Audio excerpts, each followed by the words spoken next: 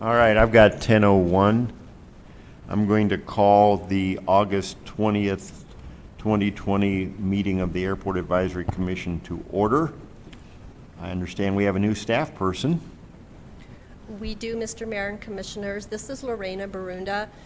She is the new person out of the airport, and she will be running these meetings, helping the mayor run these meetings. And He needs all the help he can get.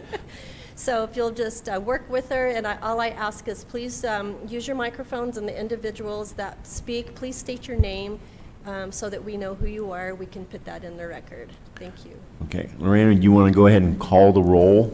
And just for your information, Burris will not be here. He's out sick, not COVID.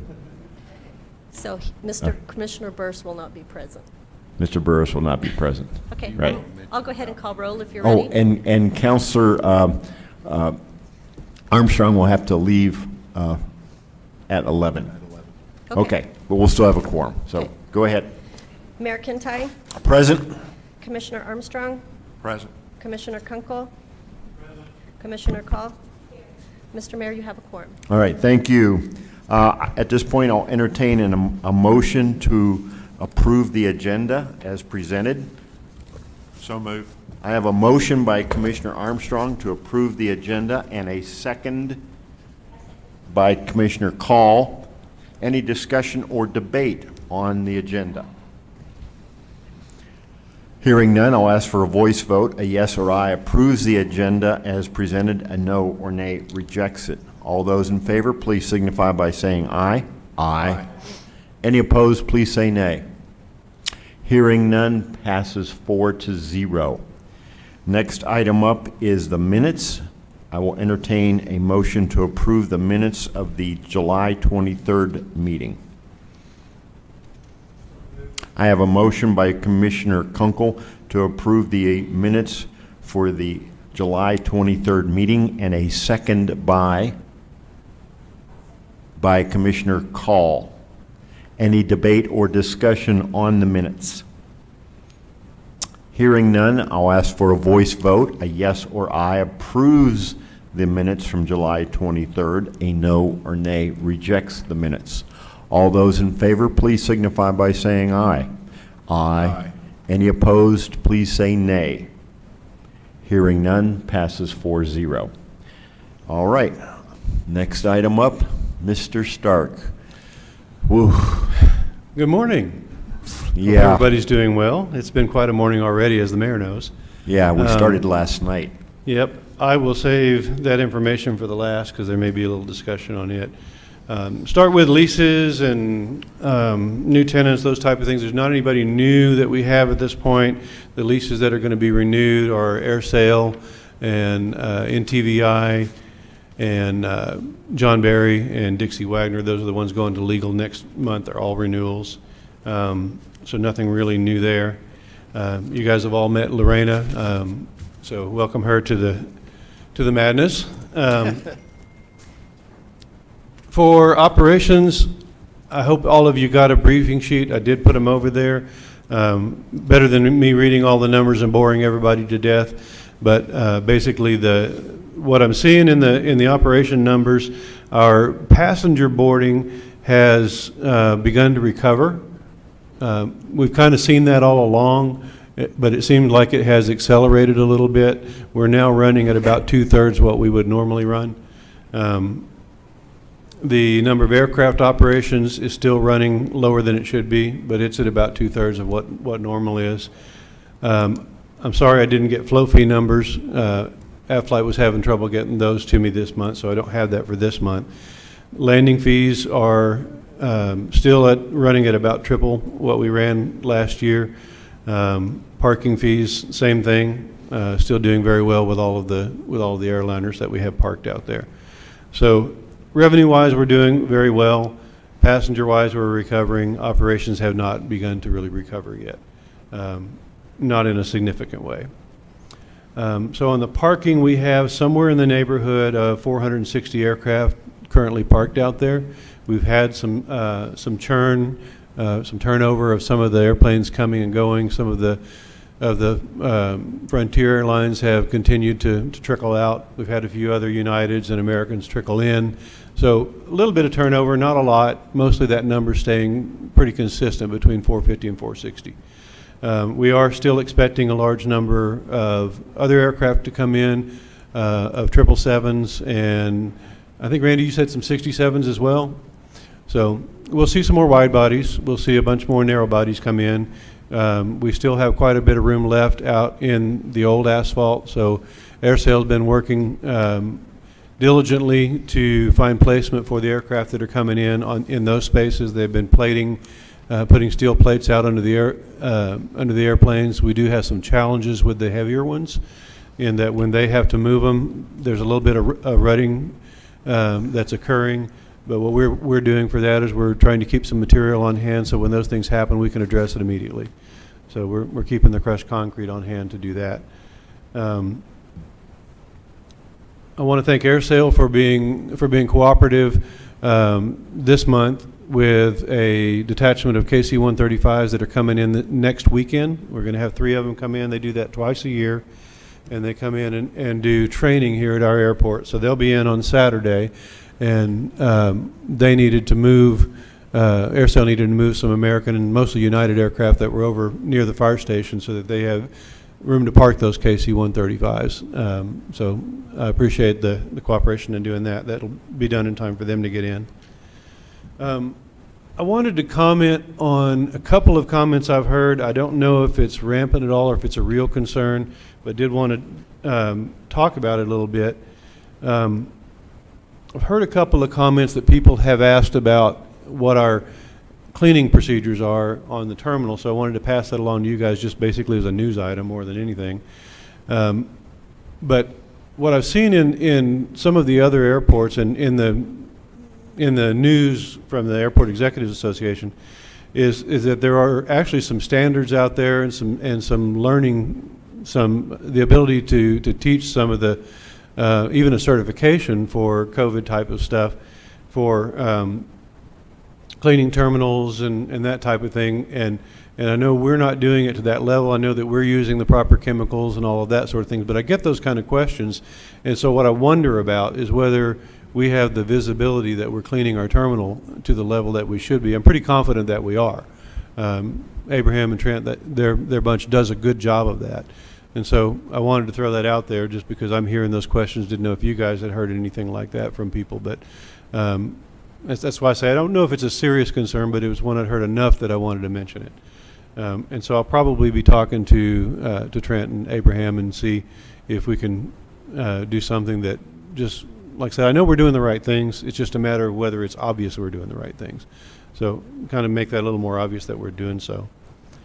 I don't know if anybody's been out to the airport lately, but if you have, you've noticed a great big curtain over that water tower.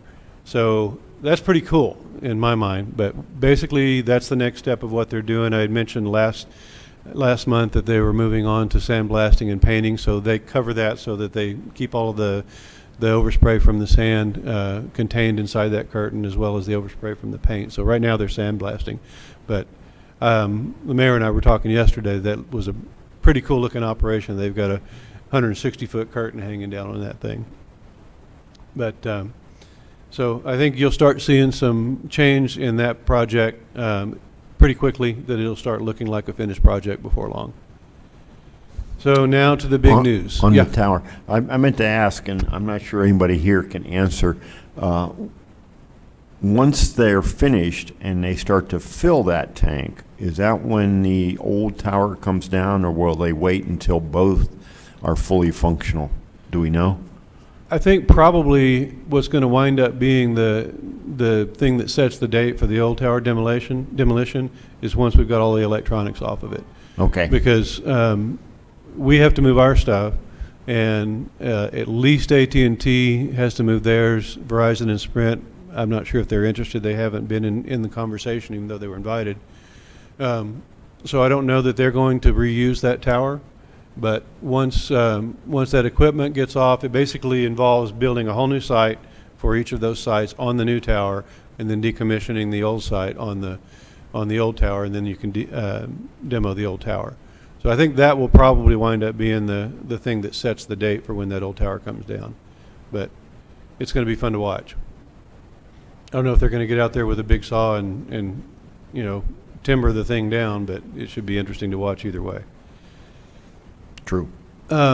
This morning, some of you may have seen some news announcement by American that they are canceling service to 15 cities in the United States. Unfortunately, Roswell is one of those. Our air service is going to be canceled at this point on a temporary basis from October 7th through November 3rd.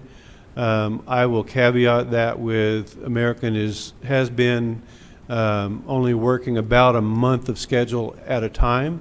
So this is consistent with the way that they've been announcing things in the past for schedule changes. That usually this is a little more important, so they're a little further out. So they're announcing it a little further out, but normally 3 to 4 weeks out, they announce those schedule changes for the 3 to 4 weeks period after that time frame. And so I would not be surprised if this doesn't go past that, but that's me speculating that it might, simply because all the other schedule changes have. If you read any of that, you know that they're connecting it to the CARES Act money, which they got stimulus to support their services and their operations through September 30th, and that runs out then. Congress has not taken action at this point to renew that and to keep that going. So the airlines are not wanting to continue to lose money on places that they feel that they shouldn't be. That's pretty much what I have for now. Question? Let me jump in on this, and I think I got a chance to share with most of you. Mr. Stark called me last night. He'd gotten a heads up on it, and this morning I had a conference call with Mr. Jack McCain, who is the Director of Government Affairs for American Airlines, and we had a interesting discussion about this whole situation. I pointed out the amount of investment that American has in maintenance operations here. He assured me that was taken into consideration. That may be overly optimistic on his part. I also raised the issue of a negotiation for some type of perhaps revenue guarantee. I made no commitment. I didn't make an offer.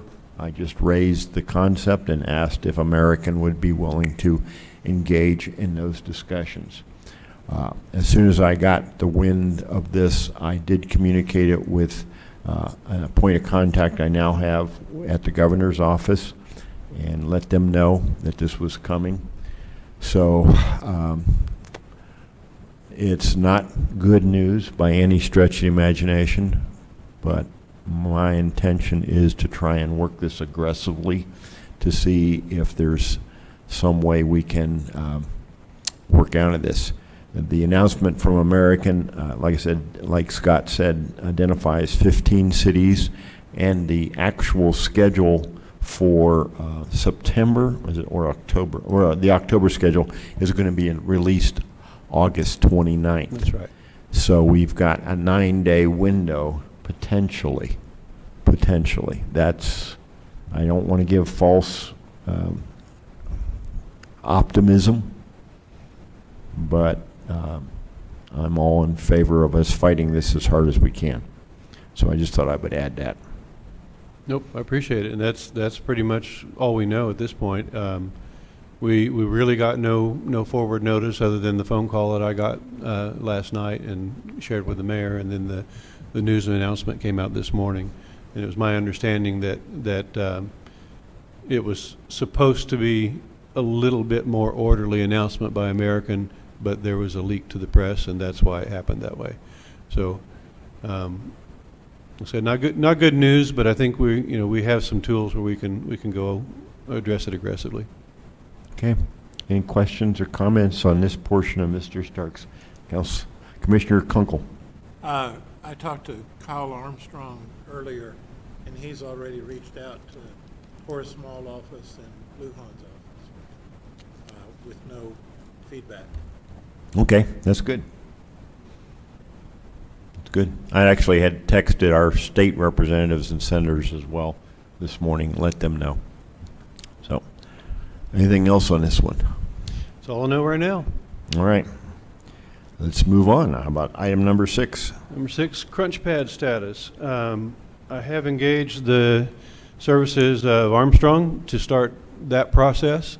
So we've talked over the scope of work and are coming to a task order here pretty quickly. Mike's over there nodding. So you guys come on up to Mike. Yeah, you got to come up to a microphone. If you want to come up Mike. here, that's fine, Mike. And by the way, State your name. just so you know, if you don't, that Right. woman over there will hunt you down. But the bottom line is we're moving on with this, taking the first steps to get into that project. Name, address, phone number, social security. Scott's right. He contacted us about the disassembly pad, and we have a task order. We should be getting that to Scott for the IFE, which is required again by the FAA. So we should have that to him probably tomorrow, Scott, or Monday. So it's going through our internal review. It looks like Dennis looked at it, so we should be good to go. Okay, that's not this Dennis, that's the other Dennis. I'm sorry, Dennis Corsai, president of Armstrong. Yeah. There's been confusion. So we don't have a solid number on the cost just yet. We're still kind of targeting that 750, but quite honestly, as we go through it, and Armstrong starts looking at design, they'll sharpen the pencil, and we'll have a better number for you later. And That's where we are. We're still confident we can make the January 1 operational date? I think we are at this point. I mean, it does still remain to be seen. If we don't, we'll be well into it. I've discussed it with Randy, and we've got to go through the process of obviously doing the design, all of that stuff, and then announce a bid and award a bid, get it approved to council, all of those things. And the one thing I didn't mention, I've been talking to State Aviation as well, and they're willing to issue a grant on this for a 90-10 grant, so 90 them, 10 us. And so we don't know what that number looks like yet, So, but most likely, it'll be something along the lines of a $750,000 grant. Anything we go over on that, we would be responsible for, in Wow. addition to our 10%. So that should put us in a much better financial spot with this project. But yeah, my thoughts on it are that, yeah, there's a good chance we'll make it. If we don't, we'll be well into the project, probably in the middle of construction. So we can make exceptions to what we put out there for our deadline. But I think that it's only a 45-day construction, so the main thing is getting to that point quickly. Okay. Questions or comments on the teardown pad? Okay, let's move on to the next one. CARES Act and USDA grant application. I uploaded that sucker last night. So it's in there. All of the talking and I guess guidance and such that we got from the COG and from EDA mostly, that number has gone from the $5 million number that we were initially talking about down to a $3 million grant. So, you know, what we're looking at there is most likely $3 million from EDA with a 20% match, so the total would be 3.75 for that, and the rest we have to come up with. So we're well into that. We've put in our application. We've been told that that project should be very competitive. So at this point, it's in EDA's court. We're waiting to hear back. And this has been more painful than we anticipated when this began, if I remember right. We started with a conference on June 17th. Armstrong was telephonically participated, Mr. Stark, myself, and a representative from the Council of Government, Southeast New Mexico Development District. This was not done. This was not as easy as we hoped. That being said, it's also $2 million less than what we had originally anticipated. So the challenge is, and the city manager and I have discussed this extensively, is where does the other $2 million come from? And candidly, I don't have an answer right now. We're looking at different options that we might have. Mr. Fuentes has been involved with some of those discussions as well. And we're not entirely sure we have a final dollar amount for this whole project. Is that fair to say from the I have a nodding head. Let the record reflect that Armstrong representative nodded his head yes to my question. So it's a desirable project. I'm fully supportive of it. I think we really need to go forward with this. One of the aspects that we've not really talked about is by doing this, and Mike, you might want to come up there because I think this group needs to get a little bit in the weeds on this one, is do we anticipate needing to put fire suppression in all of 84? If we do this upgrade, and even if we're not required to do it, is it not a wise things to do? And Mike, you want to talk about the scope of this project and what we're looking at? And I don't mean to put you on the spot, but I want the commission and interested parties to hear. Absolutely.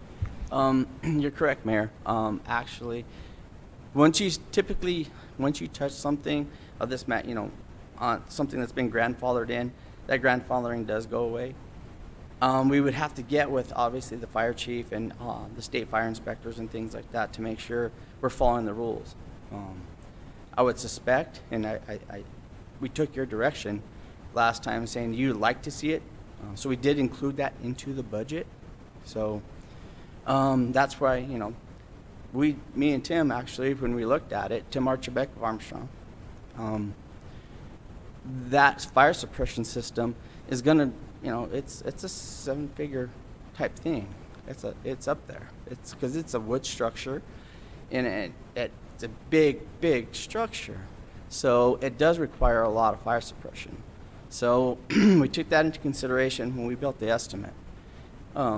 Again, the the estimate's really raw. It's really, we haven't really gotten to the nuts and bolts of the design. These are all conceptual. That being said, yeah, absolutely. Looking at being grandfathered in probably is going to go away. And once, everybody knows in here that typically, typically you don't like that word. But for the most part, once you touch a structure, the grandfathering does go away. And you do have to bring it up to the code, whether it's electrical or fire. Those are things that we have to look at. And the structural. So once we attach that doghouse to it, there's a lot of things we have to look at structurally too. Foundations and the actual structure attaching to the other structure and the loading that it's going to have on each individual part of that structure. So there's a lot of things that we have to take into consideration. So yes, those costs, when we talk about the $5 million, that's pretty close.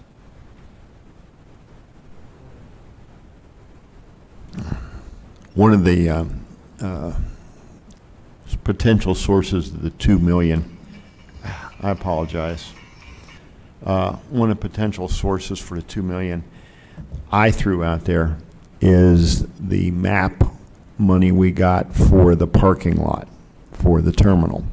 And the argument I make is that it's not germane right now, especially with the suspension of air service.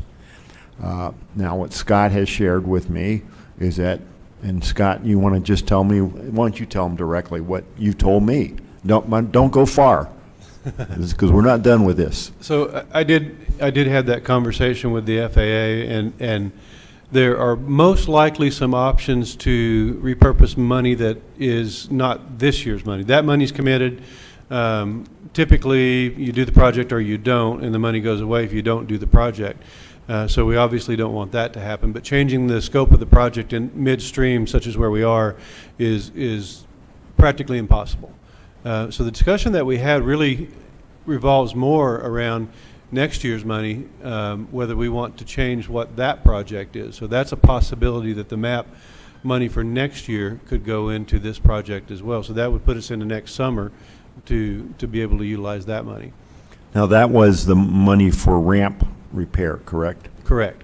And so Right now this year we're in phase 1 for ramp repair, which is the area right in front of the terminal and to the west. And if we were to purpose the money for phase 2 of ramp repair, that would be the rest of the ramp back around to the east up to the north near Hangar 85, where we were going to do crack seal and repair over there. And we could push that a year or two further. And this is Wouldn't hurt us. well, the area, the tear down pad, which we're moving, this will be a renovation of all that ramp space. Yep. And moving any water lines, or probably not, or yes, or what do you, I want these folks to know So this is becoming a big project. Sure. At this point, Mike, correct me if I'm wrong, but I don't think we're aware of needing to move any of the water lines that are right out there in the ramp at this point for that project, because it doesn't come that much further out. You didn't see any, did you? Yeah, that's what I was thinking. I didn't either. So I don't think we need to do any of that right now. It's basically just demo of the ramp immediately in front of the hangar door where it is now, where the footprint of the new doghouse would go. So it is, you're always going to find a little more. There's always some built in for surprises. I mean, we know there's asbestos in that building. We know the age of it just says that there is. We know there's lead paint. So those things, you build into it, and they're built in now. But the other issue is that we just don't have that number drilled down to where we know exactly what it is yet. Okay. And then, like I said, we are going to be short some, but we don't know exactly what that number is, but it could be up to 2 million. Well, I'm going to become a pain. I know that most of you find it hard to believe, but I would like to go ahead and have a conversation with the FAA about the $2 million parking lot, especially with today's announcement from American, the whole downgrade. I realize it might not happen, but on the other hand, this is close to 2 million. We spent some of it already for planning and engineering. But we take the rest of it and put it into this project, I think is a wise effort. And I think it's worth every possible effort on my part and our part to do it. And if I'm wrong, I'd love to hear from anybody else. Commissioner Kunkel, you want to hop in here? So, Scott, Yeah. the MAP grant fiscal year, so it's fiscal year 21, 22? This one that we're talking about is actually fiscal 19. Oh. But that one we can't address. Those funds are gonna go where they're gonna go. That grant's been written. Okay. So once that grant has been announced by Congress and saying we awarded the city of Roswell something, it's gone through with OST clearance is what we call it. Once the senators announce it and that grant is actually printed, it's really tough to To change it. change it. Okay, so the next fiscal year, which is that the one that started July 1 this year? That would be, we're talking federal fiscal, so they start on October 1. Okay. I know, October 1 of sorry. this year. So October 1 of this year, and what do we think that grant will be? That grant actually will be the one we're talking about for next year's parking lot. The one that we have this year, I'm sorry, not parking lot, ramp. The one we have for this year, typically the grant process, I don't know if you guys remember from the Airport 101 that these guys did for you, but it starts October 1 when they get their new money, and then it goes all the way through the year, and the grant gets awarded typically in the summer. Sometimes it's late, and they're doing it last minute in September, and that unfortunately is really too often. But so it always feels like what they're giving you is this next fiscal year's grant, but it's actually the one you're in. So right now we're working on this fiscal year's grant. So for the federal government, it's FY20. So we've got a $5 million project, give or take. We've got $3 million that's available. Maybe. We haven't been awarded yet. We've Okay. applied for it. But we think. Yes, we think we have a good chance. And you mentioned something about another 0.75. The 0.75 is our 20% matching on that grant. Oh, so that's out of our pocket. Yep. That we were talking, thank you for bringing up, we had discussed UDAG money for that. Do you want to talk about that, Mr. Fuentes, a little bit, so he can fill you in on where that other money's coming from? We're going to drag everybody up here. Right? He'll.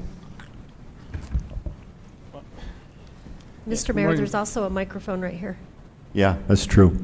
Anyway, Yes, good morning, Mr. Mayor and Commissioner. So that is correct. So we do have still the funds available under UDAG that we can use for any match money for this project.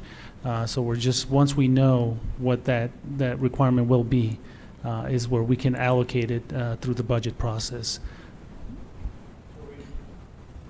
So we'd still be $1.25 million short of a $5 million project. I think what we need to look at is it's a 20% match, so this was always going to be a even if we got the 5 million, we were going to have to come up with another $1.5 million. Yeah, Anyway, we're looking at really a $6.5 million. Mike's shaking his, let the record reflect the Armstrong consultant is. Yeah, so this was really always going to cost around $6.5 million somewhere. 5 million in the grant and $1.5 million, $1.25 million from the city or Air Center combined. But now the project's still going to be probably $6.5 million, and so now we're going to have to pony up $3.5 million. Now we've got $1.25 million, $1.5 million UDAG and some development money, but it's getting. And then you're saying go ahead and pull $2 million that we've got in grant for the parking area. Yeah, that's what I'd like to do. But now, these, Possibly use that. yeah, and I know that, and I understand what Armstrong's saying. I get that. I'm just going to say this exceptional circumstance, please, possibly, FAA, senators, could we perhaps, and all they can do is say no to me. So that for the terminal parking, that has been awarded? No, it has not been awarded yet. No, it hasn't? Well, the grant has not been awarded. The construction project has not been awarded. The grant has been awarded. Okay. So we Just got so we're the, talking about the same thing. okay. So that ought to, Mike, shouldn't that give us an opportunity to do that? So the grant has been awarded. It's in the city's checkbook. Okay. We'll call it the airport All right. checkbook. All right. So to clarify that, what he meant, it hasn't been awarded is, it hasn't been awarded construction-wise. Okay. The grant has been sent to the city accepted it, it's loaded in their checkbook. All right. Yep. So we're gonna spend, if we can find the money, $6.5 million to upgrade Building 84, right? Potentially, Yes. yes. Okay, and upgrading that with the addition of the doghouse, and if we have to do fire suppression, which probably we will, recognizing that's a wood building. Actually, it's a steel building. Okay, which It- one was a wood building? It's a steel building. Okay, It does have wood decking on the roof, but the structure is steel. okay. I knew there was one out there that was a wood structure building. Yeah, the one next to the terminal is a wood structure building. Okay.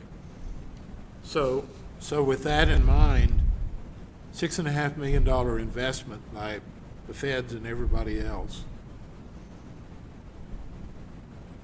How large of aircraft can we put in there to work on, or can AirSail or whoever put in there to work on? It would be Once we get the doghouse. a 767. Okay. And we're sure that there's adequate demand to work on those things if we spend $6.5 million. So at this time, it seems like the biggest demand right now around 767 is in the cargo business. So you've got a couple of things going on there. If you're watching the news at all, you're seeing stuff all the time about passenger planes being converted to cargo. A lot of those are 767s because they're still relatively efficient, so they keep them flying that way. They make a lot more money on cargo than they do on people. Cargo actually pays more because you can put more pieces in there. But every single one of those has got to be converted from what you see when you sit in an airplane with seats and upholstery and all of those things to the ability to roll in the carriers they have the freight in and lock them down to the floor, the ability to get those into the aircraft. So you've got to start with that big door that they put in the side of it. So, we've talked about that a little bit before, but that's one of the major conversion demands that is only getting bigger. You're seeing Amazon buying 767s, well, not directly, but the company that they have contracted with buying 767s, as many as they can get, and converting them to those freight planes. So, yeah, there's a lot out there right now that's already being done to convert to cargo planes. And then once they're flying, they have the same maintenance types of schedules as the airlines do. So they've got to come in and have the major heavy checks. They've got to come in and be lifted up and rotate the gear and all of those things that have to be done indoors. So yeah, I don't think that demand for that type of work is going to go away anytime soon. And Randy, if you got any insight on this, I'd love to hear it. Always like to refer to the experts.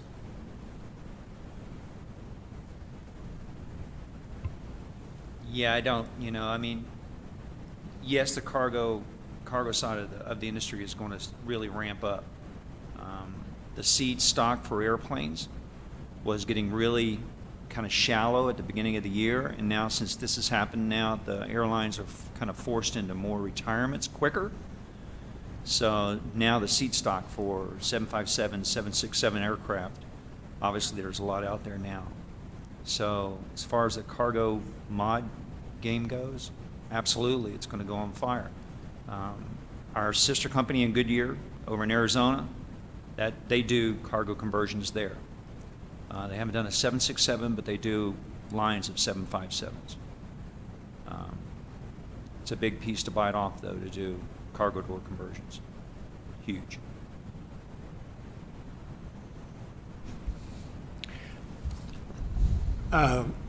Randy, are you convinced that with the design that we've got on this one, that this will accommodate at least the needs for the foreseeable future? No, this is actually for CAVU, not for air sale. Okay, Yeah, you can, all right. I thought that was Why an air no? sale building. No, You Kavu's you have to currently, you have to buy them out. Yeah. Kavu's currently in the building, but basically it's the same doghouse design as what they have on the north end of their building. Yeah. Okay.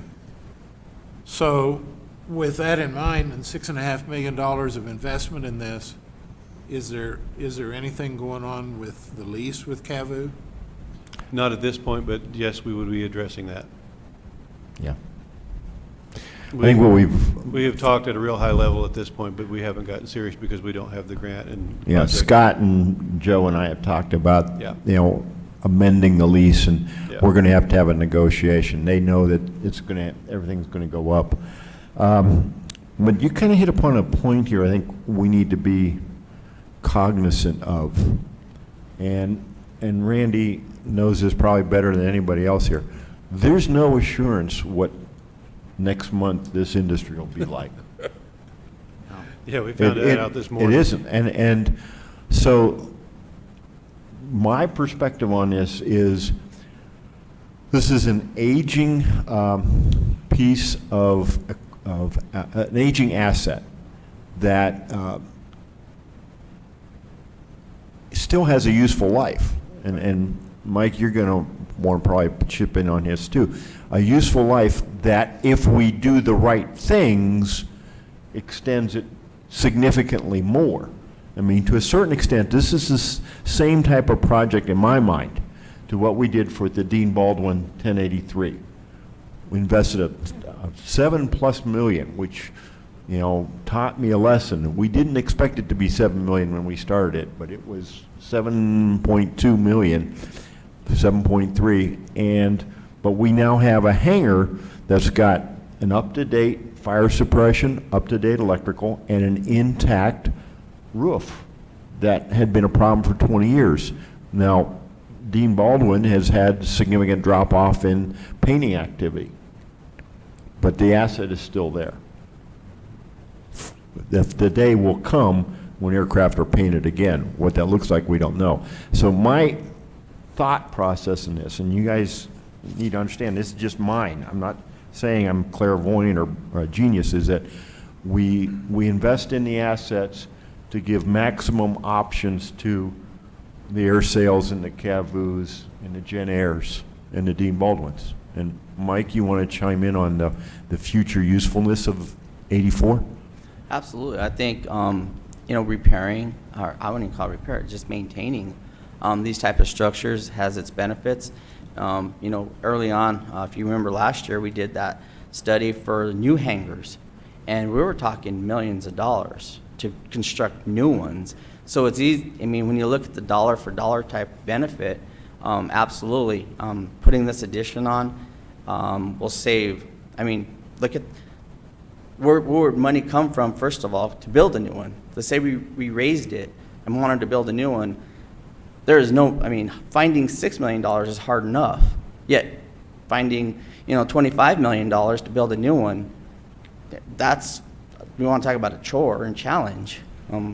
That would be, that'd be really tough. So I think, what we're trying to do here is get that building up to par to meet the ACs. Let's think about that for a second too, so that these companies you have here can do the work that's required by the FAA. That's not going to go away. So the benefit, I think, is definitely outweighs doing something new and keeping up with those FAA regulations, so these guys can do what they have to do, because those regs aren't going to go away. And it's just kind of like, they teach you in engineering school. One of the things they say, there's always going to be roads, they got to be maintained. There's always going to be sewer systems, those got to be maintained. And those are just the basics.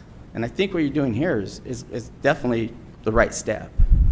So I have a question. Given the complexities of the building, the fire suppression, electrical, all of that was mentioned, and given what we believe the cost is and what we've received, can you reapply like for in 21 or this year an additional grant for the same project? Absolutely. With the EDA, they have two sets of grant applications. There's the CARES Act, which is more COVID related, and then there's also a Public Works grant. And the Public Works side, I'm talking to Trish Corbis, from the EDA. Trish has told me that money's depleted. They already spent all that Public Works money for fiscal year 20. So it's just like Scott was telling you guys earlier. In the fiscal year, when 20 comes in, it's fiscal year 21 in the Fed's eyes. They reload those checkbooks. Now, how much they get, I don't know. Congress hasn't, set that aside yet. So when that money becomes available, absolutely, there's those grants are available to Public Works sides, and that would probably fit in better, in talking to Trish, for something like this. So that is a good alternative, you believe? I do, absolutely. I think that's an option when we get to that point, is start looking at those type of Public Works grants that the EDA has, and looking at those hard and seeing what needs to be done still, and applying for those. What's the overall time frame for completion? Let's say we had everything available, and what are we talking about time-wise? That's a hard one. I can't speak for the architects, to be honest with you. I would say design, because that we have to look at, again, the electrical, the fire suppression. There's a lot that goes into that design. I know it sounds like we're just putting on a doghouse, Right. but there's a lot of other detailed things that have to happen, along with everybody. And one of the things that hasn't been quite talked about yet either is there's going to be some apron repair. We did a turn radius to make sure we're getting the amount of concrete, because that pad is in really poor shape because of the activities that they're doing there. So that will be cleared out, new panels put in, so that we ran auto turn on the aircraft that we were told to, and we will obviously do that whole foundation and those concrete panels. So taking all that into consideration, there is some design time involved, and then getting it through CID with the state, that's out of anybody's control, and then getting it through the fire. So there's a lot of, that's a hard question to answer, to be honest with you. So there is time to phase this into another grant? whether it's the Absolutely. work- Yeah, okay. because even if that $3 million that the city applied for now, probably even if when you get it, hopefully, to be positive, you're going to get that $3 million. That grant probably won't come through for a couple of months, 3 or 4 months at the earliest. So that puts you right into the next fiscal year already, and for the EDA's eyes. And again, it's just our Congress. I don't know, and Trish doesn't even know how much she's getting for the public works monies. Nobody knows that number yet.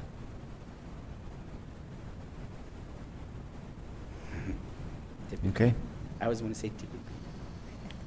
okay. What I'm hearing is this project needs to be a priority probably immediately after finishing the ramps. Okay, I would say yes. so if that needs to be a priority, and recognizing the problems that we had at Dean Baldwin, does the roof have a 10 or 20-year roof on it?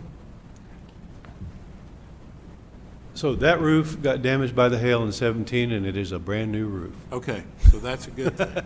I knew you'd So like to that's a hear good that. thing.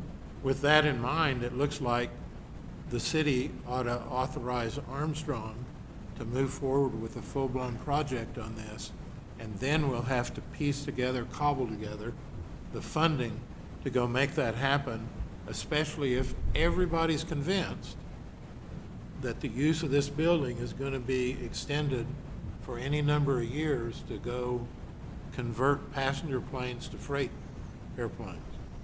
I mean, if we're convinced that's a need. And any other MRO operation, anything from a gear swap to a C-check, whatever you need to do indoors, up to a 767 can be accommodated here. I don't want us to get, I think the cargo conversion concept is important to recognize, but like I said, the industry changes. I mean, they could stop tomorrow for whatever reason, but we still need to do other things. And so, and you can't do a gear swap without outdoors. You have to do it inside, right? You could do it outdoors. It's not recommended, but you could. Okay. The winds have to be below 8 knots or something. Can't do Okay. it- Can't do it in March and April then. Right. No. Yeah, can't do it in March, April. Okay, any other comments? Mr. Call, you've been absorbing all this. Well, my thought is just, I want it all. So, we wanted the parking lot.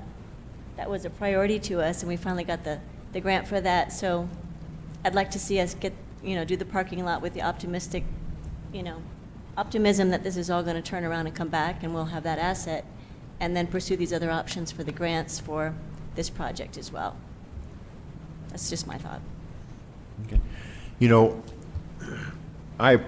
To me, this is the kind of discussion that's critical. I mean, this commission exists for this type of high-level, candid, good questions, comment type discussion, because I think this is how we really move forward. I mean, was it 4 or 5 months ago we were talking about, no, it was a year ago, we talked about the terminal upgrade. And, that's kind of fallen off the radar because of what's happened in our industry. But I appreciate this group, all of you, for kicking in. And I mean, not just the commission, I mean the folks that are here. Randy, I appreciate you coming, and Sharon, Mike, your guys, and Mr. Fuentes, for helping us find the dollars.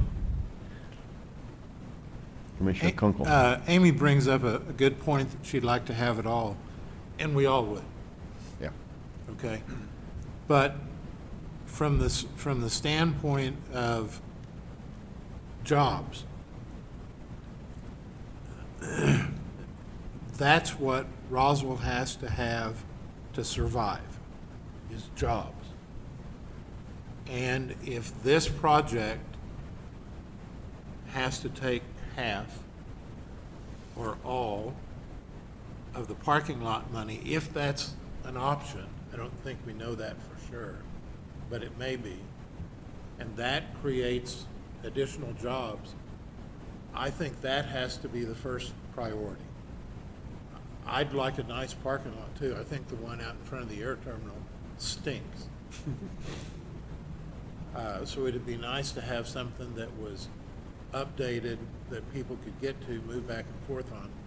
But if we don't have passenger service, which we don't know, we gotta be optimistic about that. That'd sure be nice.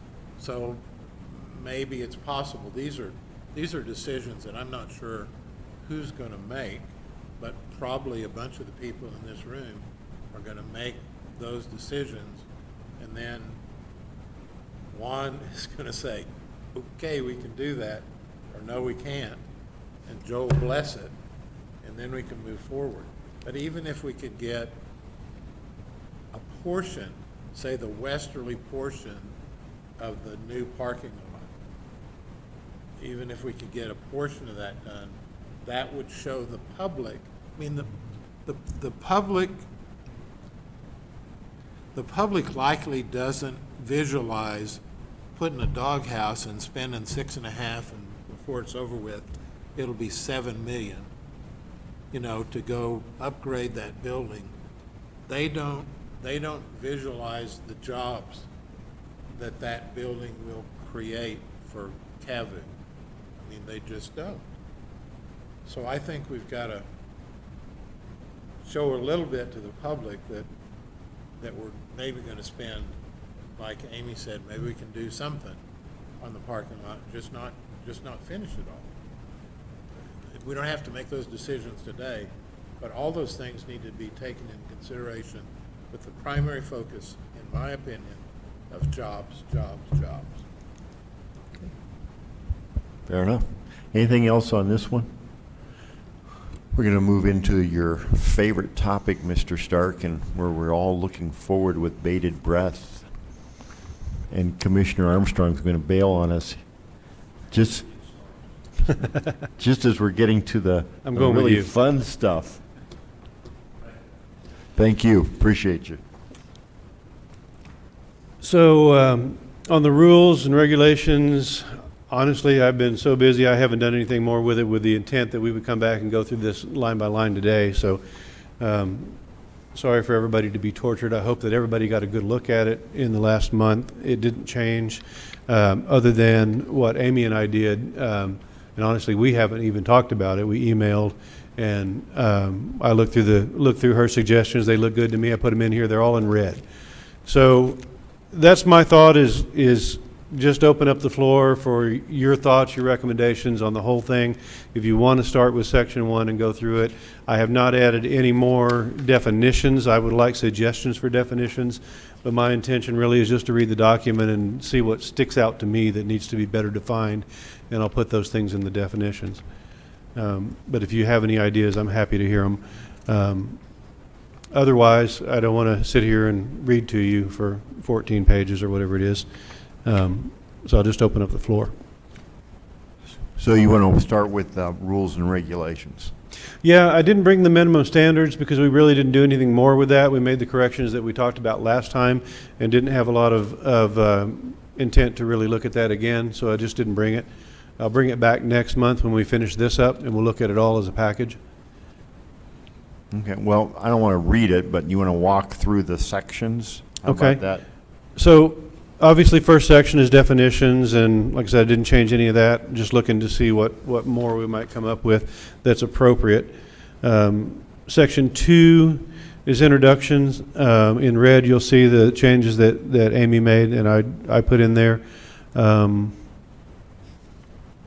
I don't see anything. I think I changed the airport staff stuff. That was mine rather than hers, but just basically a little bit of rewording that wasn't much different. But most of this stuff was really just to clean things up. There were some language in there that wasn't necessary, was really just extra, didn't do anything for the document. So those are the things we took out, and the other changes are to make things more clear.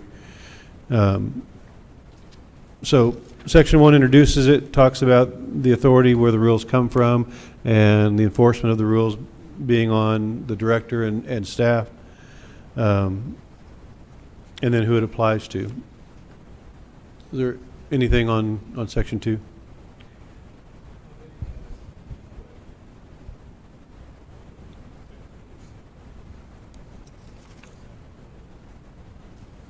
Okay. And then Section 3 goes into general requirements. Basically, that's the catch-all that you have, in every document like this.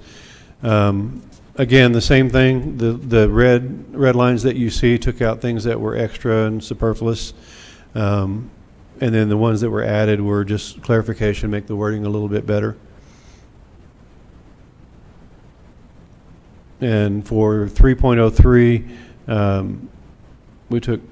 we changed that completely, and I've got my note there that I still want to attach that, connect it to the city appeal process, which I have not done yet. And that may just require a reference to the ordinance or wherever that's contained.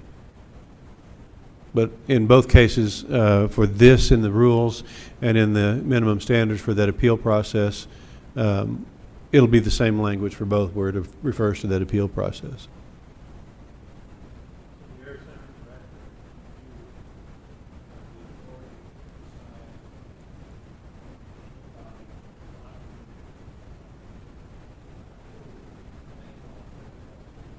Yes.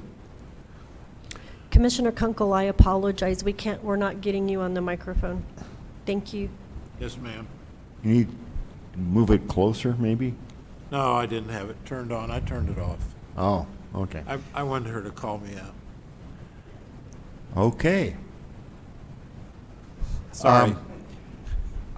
On the appeal process, my thinking is that they can appeal your decision to the city manager, and then the city manager's decision to the governing body.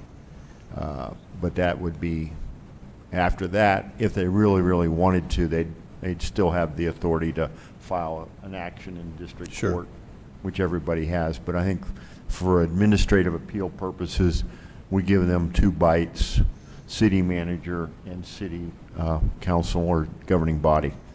And Yeah, that. I think that makes it, I mean, we don't want to be arbitrary or anything like that, so.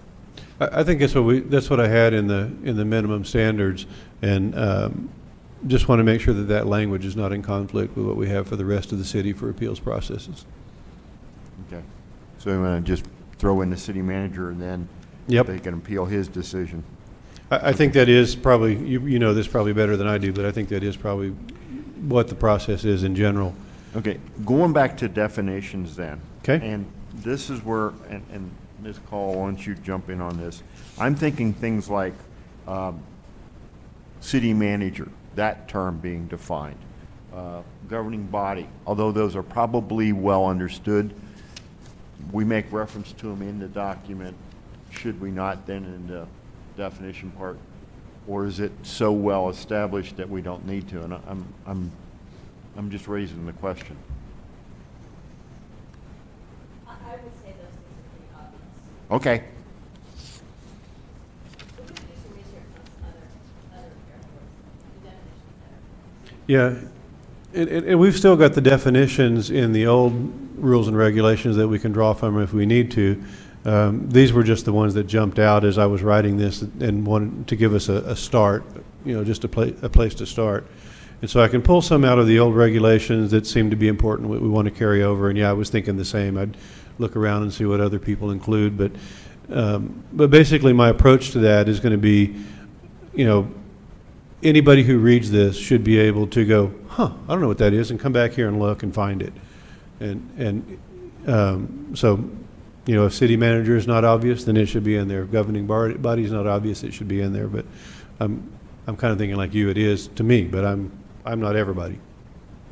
So, but that's my approach, is that if it's not obvious, we should put it in there.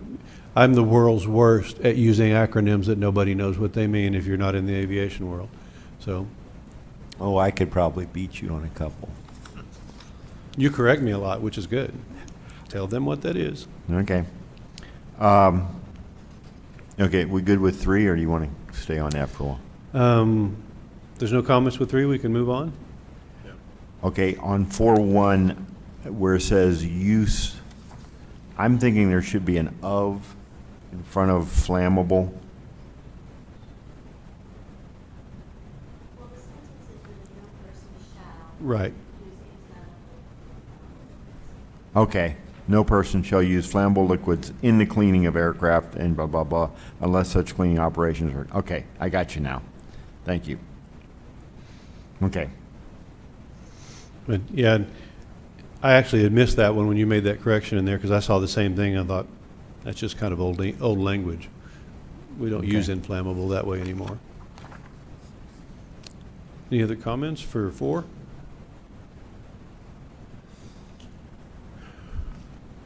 okay. We'll move on to 5 then.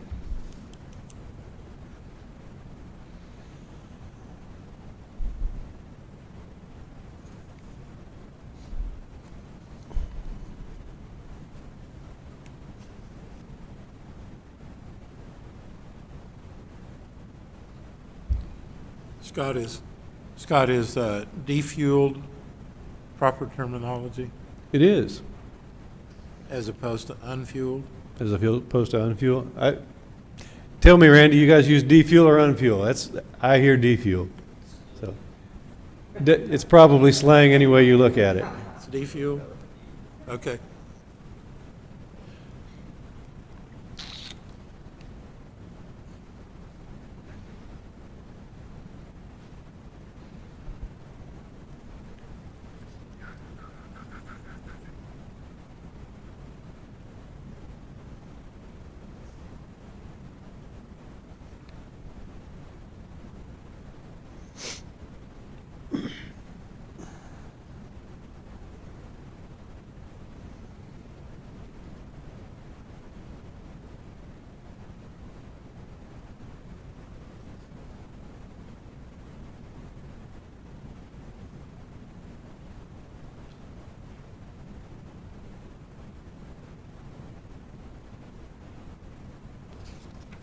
Okay.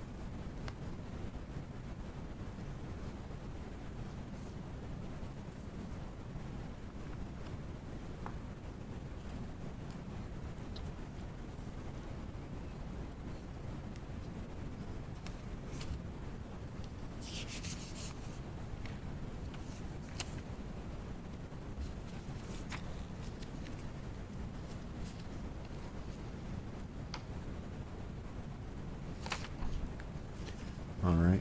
What are we still on, 5 or are we on 6? If you guys are good on 5, we'll move to 6. Okay. Just giving you time to read through it.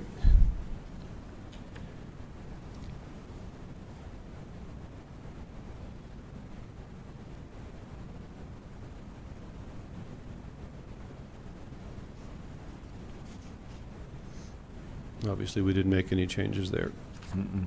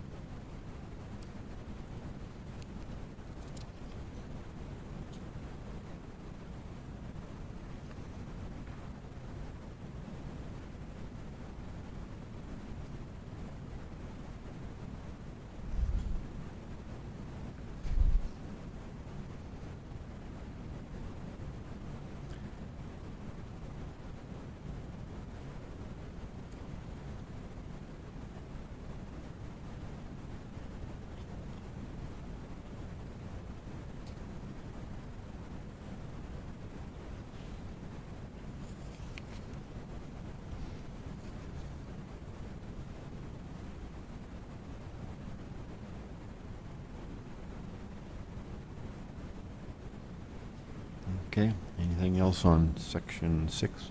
Nothing more, nothing on 6. But just to kind of tell you my approach on 6, my attitude about operations of aircraft is most of that's covered in FAA rules, and pilots abide by those things. So I tried to stay local with these rules, things that we want the way that are not covered in the FAA rules because they're not local. So how we want people to obey on our airport, and so that's really what those are. The things that you wouldn't see in any federal aviation regulation. So as we go to 7, this is where we probably run into the most problems on a day-to-day basis, is motor vehicles running around the airport. People that are usually engaged in business, sometimes other things, but typically, so this is one that I try to take a hard look at and not miss anything. So if you think of anything that needs to be in here, look at something that you don't understand, that please speak up. If we talk about anything, this is probably the one that I want to talk about the most, because it's really where, when we look at airport rules, we have the most problems as it exists now.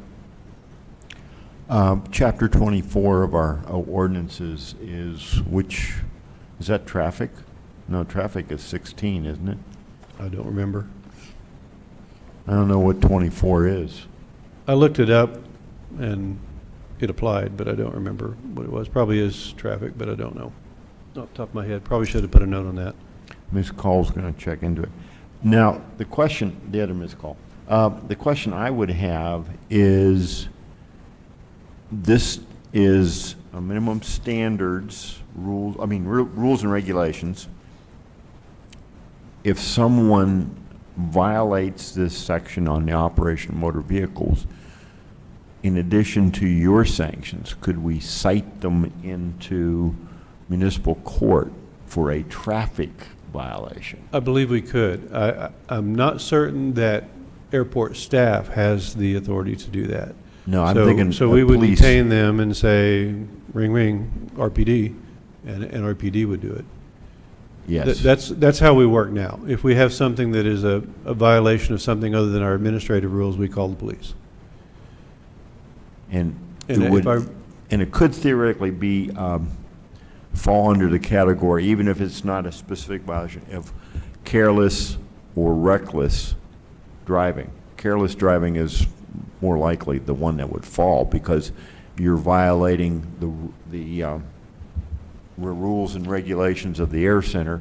So you would be then a careless driver and you could be cited under that ordinance, I'm thinking. But this is probably a question for Mr. Patterson to take a hard look at. Yeah, I would think so, but if I remember the ordinance that we just passed, it included the ability to issue a citation up to $500. So I think that's going to dovetail into, along with this, that all the other statutes and ordinances apply as appropriate. So, yeah, I agree that I would want to consult with Mr. Patterson on that, but I think that's my hope, that that's what this does, that it ties that in and gives us the ability to do that. Our first choice is going to be administrative. You know, we're going to suspend badges, we're going to revoke badges, those type of things. And that would obviously escalate by the severity of the offense, by the number of times you've done something wrong, that sort of thing. If we have a repeat offender that we're just not getting through to them, then we've never had to do it, but we're going to revoke their badge permanently. Talk to us a little bit about the private vehicle fleet, if you will, that's out there. I mean, are these personally owned vehicles versus company-owned vehicles versus, what are you seeing? Because you mentioned that this is the problem. Right. So the way we do things right now is we allow personal vehicles on the airport for private pilots that have a lease with us to go to the T hangars, to go to Hangar 91, to go to their space they lease from AvFlight. They can take their vehicles in and do that. They're all badged, so they all have gate access, and they understand the rules. They're required to live by them like everybody else. They're not allowed to go anywhere else on the airport but from the gate to their airplane, to their hangar. General aviation pilots and corporate pilots, others that come and go from the AvFlight area that are itinerants, they're also allowed to do that under close supervision of AvFlight. So there should be someone from AvFlight nearby when those guys come and go all the time that are not badged, that are not part of our airport community, so that if they violate a rule, they go, stop. So, and they can deal with it and make sure that it doesn't get dangerous. So that's probably more of the personal vehicles out there than anything else. The other personal vehicles that we allow belong to the controllers at the control tower. They have no other way to get to work but their personal vehicles driving across the airport because the tower's in the middle of the airport. So we issue them a sticker. Basically, they can put it on their windshield or they can put it on a mirror hanger so that we can see it, that identifies their vehicle as an FAA control tower employee, and they drive across the ramp by a defined route that we have in a letter of agreement with them. And so they're also not allowed to go all over the airport. They're allowed to go to and from the tower, and that's it. And then otherwise, all the other vehicles that are out there are company vehicles. Now, I'm not going to tell you that some of them aren't personally owned. Some of them are. But they function as company vehicles when they are working for AirSail, and they put a magnet on the side of their doors that says AirSail. They turn their flashers on. They put a yellow light on top of their vehicle like we require them to do, and then they can do their work. It may be a personally owned vehicle, but it is the same appearance and the same function as one that AirSail owns. Okay. So that's how we do it now. Scott, and I'm just asking the question, at a T-hangar, POV comes in, guy opens the door, pulls his airplane out, cranks it up and goes. Are there specific areas that they have to park all their vehicles? There really isn't. I mean, there's room around there to park. A lot of them will just put it in the hangar, because then it's not sitting out, subject to weather or subject to anybody else messing with it. Once they move the plane, they've got room to put the vehicle in there. So that's not a problem? It's really not. Okay. I would suggest that as we plan future T-hangars, that we plan for that and do designated parking areas. I think that would be a better arrangement. It's not done the way it is now. Because if somebody pulls out there and they're parked in front and there's 5 aircraft in that hangar and somebody else comes to take their aircraft out, maybe it's not a problem, I don't know. Yeah, it's really not right now. There's enough room to, like I said, to park other places or in the hangar that they stay out of the way. I haven't had anybody complain that they couldn't move an airplane because a vehicle was parked there. All right.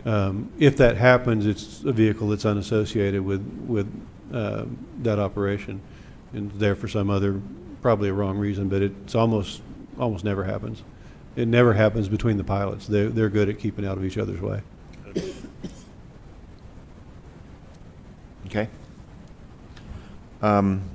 Ms. Call informed me that Chapter 24 is traffic, so that makes Okay. sense. Yeah, I thought it was. I just didn't remember. I don't know what it was, 6, the other missed call. Very confusing. No, I didn't say that. I want the record to reflect that the mayor did not make that statement. I'm sorry, I didn't hear you. So, and then the last comment that I had there, is whether I needed that last bullet in there at all. It I talks don't- about not implying that anything that happens out on the airport makes the airport a public roadway Right. or public street. No, I don't see it, I kind of thought it might not be necessary. but that's me. Okay. It's really not for, for us, it's for the public to understand that don't go trying to pull any shenanigans on us and say, hey, you're on a public street. Well, you're not. But that's kind of a given. It's an airport. So my thoughts was it might not be needed. So if you guys agree, I will nix it.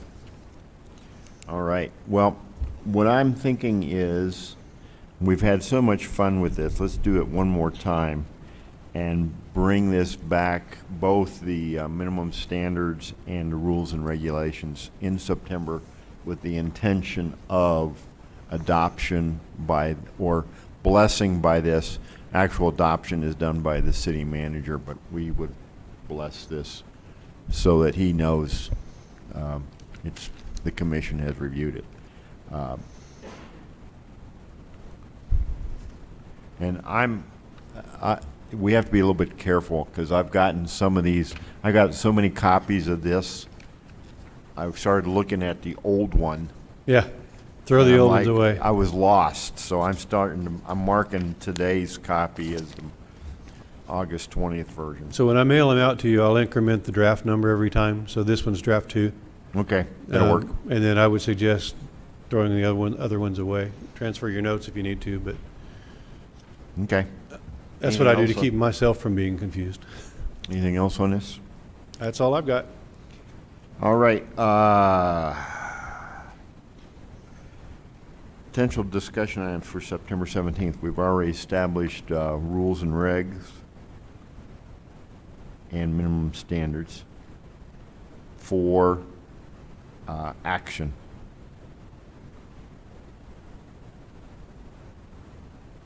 I think we owe it to this group to once again the whole Hangar 84 project. By then we'll hopefully have heard, we're looking at September 17th. The actual application went in to the system yesterday, finally. Yep.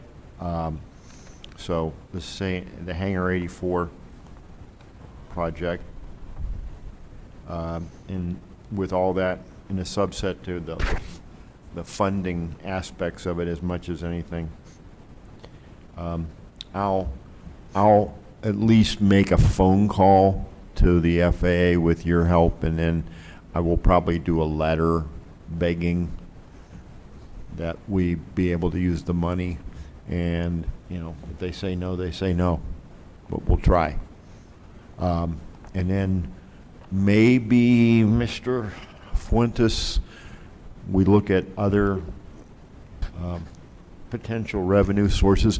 I mean, one of the things that, and we're kind of off topic a little bit, but one of the things that I'm wondering about is, and you touched on it earlier, our landing fees are way up, our parking fees are way up. Is that generated enough money that could make the whole Hangar 84 project doable? I don't know. I think we have to wait and see, once those are accumulating, you know, what it looks like when it's actually in the bank. Okay. But yeah, I think that's a possibility. Okay. I mean, you know, the projections for going at the rate that we're going is about $2 million more than what we had last year. So there's a $2 million right there.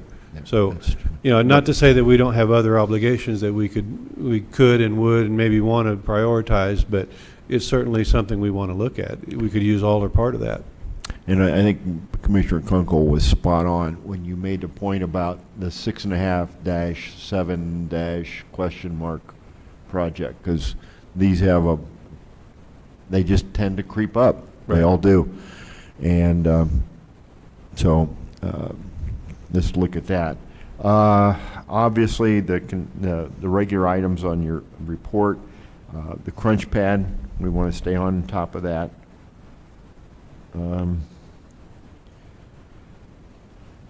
Air service, let's make that Absolutely. our consultant is Jeff Hertz. Do we want to see if he can maybe join us telephonically? Yeah. That'd probably be a good idea. Because I don't think has he spoken to this group? Not in a long time, I don't think. No, not in a while. Yeah, let's talk to him about that today. Okay. Because I think he can give us some, by then, we'll have a little more understanding of what the heck everything's going on in the whole industry. And we can explore that, because I know you've mentioned some other options too. Anything else I'm missing?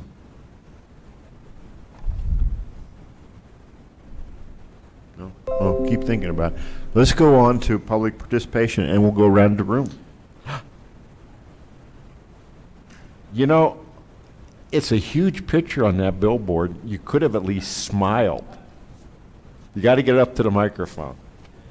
Yeah, use that. Yeah, I'd use whichever one you want. Would you? You just can't stay away, can you?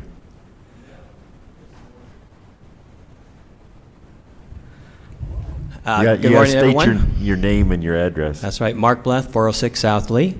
Good morning, everyone. Just wanted to let everyone know that as of this week, Berkshire Hathaway and myself are the exclusive listing agent for the Millennium Building. So the CBRE has been terminated, and we are now the agents for the Millennium Building.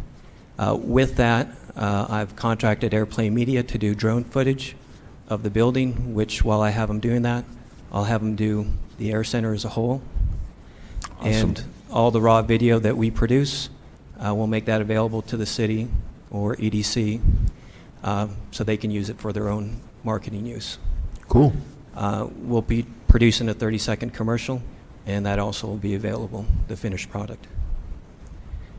And one other note is I'm personally writing a finder's fee check for $10,000 if somebody brings me somebody that I close on. All right. And if you can't accept a personal check, I'll make it out to a charity of your choice in your name. Very cool. And that's all I have, 3 minutes. Thank you. Thank you. All right. Randy, you want to talk to us about air sale? Anything interesting that we haven't touched on? Something we need to know? No? Let the record reflect, Randy said no, because he wouldn't come up to the microphone. All right. Counselor Perry, I know you've been there patiently waiting to speak. Wait, you're a pastor.